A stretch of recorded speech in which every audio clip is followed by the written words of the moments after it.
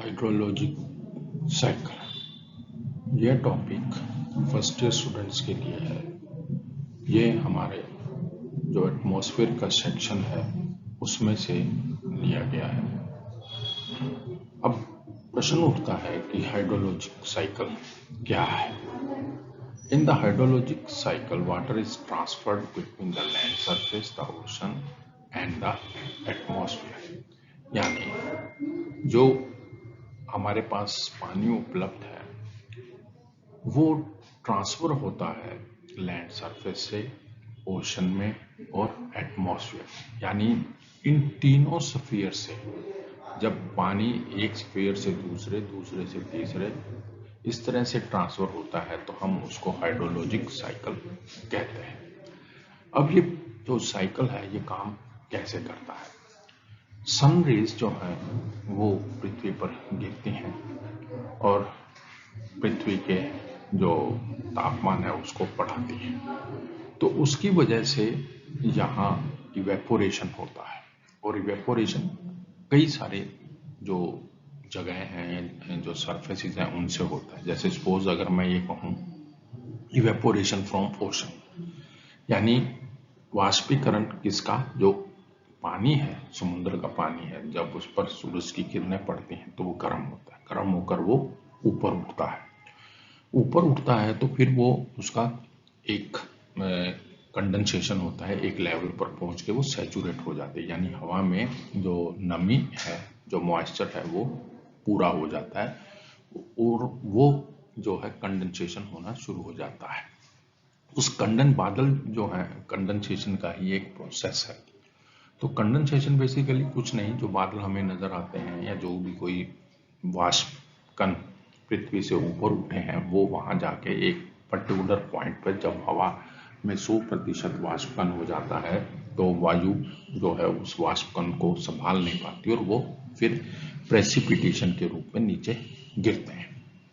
Precipitation in the sense वो वर्षा के रूप में नीचे गिरते हैं। तो जब वो वर्षा के रूप में नीचे गिरते हैं तो वो जो पानी है इस पूरी सरफेस पे यानी क्रस्ट पे आना शुरू हो जाता है। उसमें से कुछ पानी तो सरफेस रन ऑफ यानी धरातल पर वैसे ही बहकर समुद्र में चला जाता है। कुछ पानी जो है वो इनफिल्ट्रेट कर जाता है, यानी जो पृथ्वी है उसके में ज्वाइंट्स हैं, हमें पता है दरारें हैं, बहुत सारे वीक जोन्स हैं, उनमें से पानी रिस रिस कर क्या है वो नीचे चला जाता है और उस प्रोसेस को जो वो नीचे जाता है वो इनफिल्ट्रेशन कहलाता है। और यही जो अंदर गया हुआ पानी है वो क्या है, अंडरग्राउंड वाटर बन जाता है। ये अल्टीमेटली फिर ओशन में गिरते हैं। ऐसे ही हमारे पास सब सरफेस का है, यानी पृथ्वी से कुछ दूरी नीचे जो है सब सरफेस वाटर का फ्लो शुरू हो जाता है। यही वाटर का जो है ढलानों पर जब हम कोई कुआं खोदते हैं तो वो हमारा जो है वाटर टेबल के रूप में हमें नजर आता है। अब इस इवेपोरेशन को अगर हम देखें तो जो कुछ रिजर्वायर से उठा है, समुद्र से उठा है, सरफेस से उठा है, वो सब तो इवेपोरेशन कहलाता है।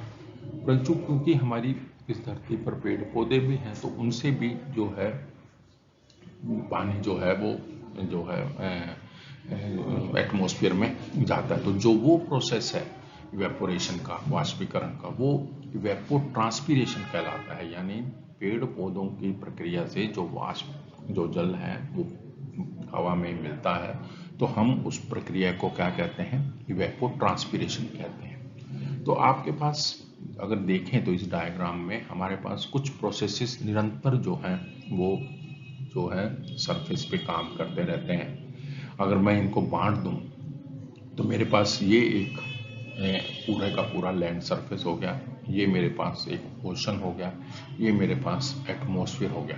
तो अगर हम इन तीनों का इंटरेक्शन देखें तो ये लैंड से पानी ओशन, ओशन से भाप बनकर ऊपर उठा एटमॉस्फेयर, एटमॉस्फेयर से फिर कंडेंसेशन हुआ, फिर वो वापस नीचे आया। इस तरह के साइकिल को हम क्या कहते हैं, हाइड्रोलॉजिक साइकिल कहते हैं। और ये हाइड्रोलॉजिक साइकिल जो है वो निरंतर जो है पृथ्वी पर अपना काम करता रहता है और इसी की वजह से जितनी भी एटमॉस्फेरिक चेंजेस हैं वो इस धरती पर हमें देखने को मिलती हैं कि बारिश का आना या किसी इलाके में जो है तूफान का आना, वो सब क्या है, चेंज इन टेम्परेचर की वजह से रहता है। फिर उसी की वजह से कई जगह तो जिसे बारिश बूंदों के रूप में गिरती है, कई जगह बारिश जो है वो बूंदों के रूप में ना गिर के जिसे कहें स्नो के रूप में गिरती है।